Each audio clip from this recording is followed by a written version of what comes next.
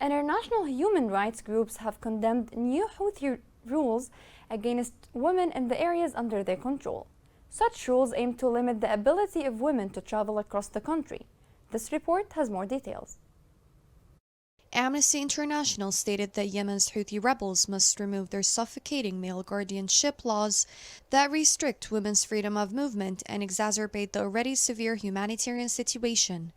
In the regions of Yemen that they control, the Houthis have imposed mahrim, or what is called guardianship laws, that demand that women travel with a male relative or obtain written consent from one.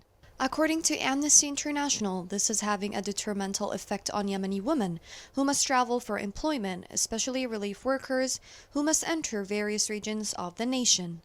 Diana Siman, Amnesty Acting Deputy Director for the Middle East and North Africa, said in a press release that the de facto Houthi leadership must immediately remove the mahram obligation. This restricted rule is a kind of gender discrimination that entrenches the inequality that women face in Yemen on a daily basis. She added that Yemeni women must be able to move freely around the country with no restrictions. They have the right to work, get medical care, or receive humanitarian aid. In addition, the Houthi rebels are responsible for 70% of all cases of violence against women. The violations range from purposeful deaths to severe injuries to female civilians and activists, and amounted to war crimes against humanity. Women in Yemen face many challenges in obtaining justice amid the absence of legal protection.